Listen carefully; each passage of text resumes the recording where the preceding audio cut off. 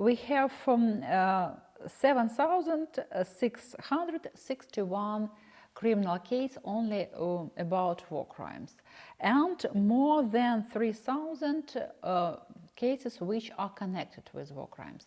The place after occupation, what we see after occupation actually in Bucha, in Vorodyanka, in Vorzel, in Hostomel, in Irpin.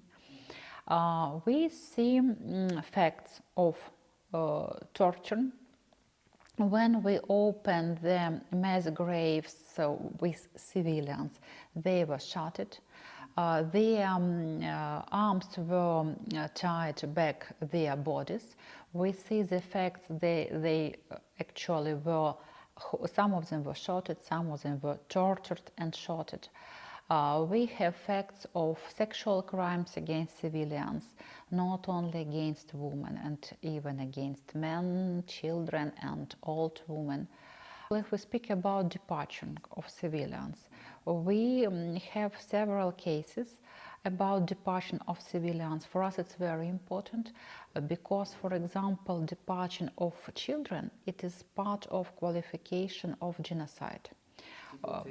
Deportation, and of course we now have the number of people which we can understand exactly that they were deported. We can find it by investigations mechanism. It's more than 5,000 people, people who were deported into Russian Federation, 200 were deported to Belarus. Our goal is to collect evidences because we understand that we will have very long and investigation process and criminal process.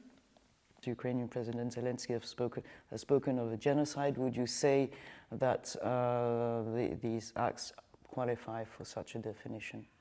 We started the case of genocide from the first days of War II. Now we have suspicions to some people who calls for genocide from Russian Federation. We started to prosecute them in absentia, of course we will do it.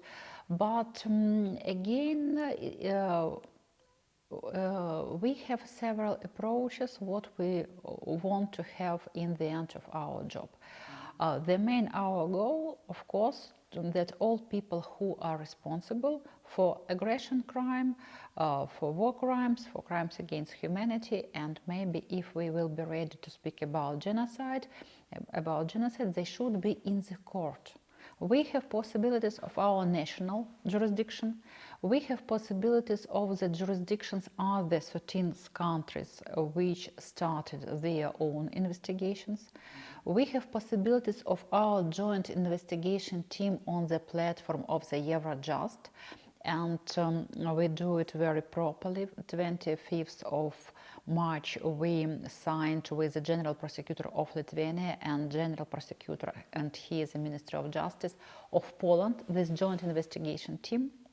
We work on the platform of Eurojust. It means that all system of European Union can support us. And other possibility, it is actually the International Criminal Court. I hope that actually this big fish will be in ICC. We have our, I want just to show you, we have our anchor case. This is a website of our office. You see the number of suspects, near 600.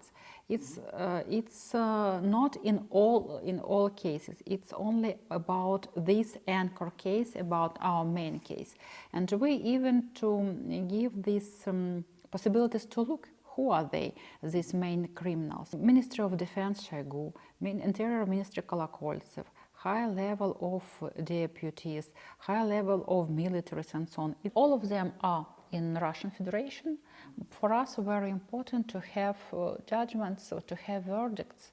And after that, if it will be verdict in Ukrainian court, it is very good because we need have court decisions named by Ukraine. I'm proud of my country. I want that we will have such decisions.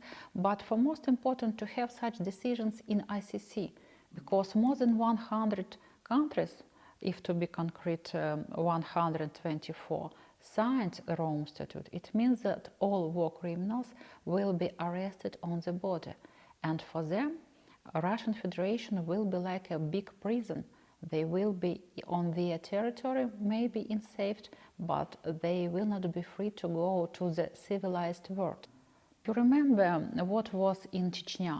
You remember what was in Syria, in Georgia, and people who are responsible for all these wars weren't punished at all. That's why I think now it's time to punish them.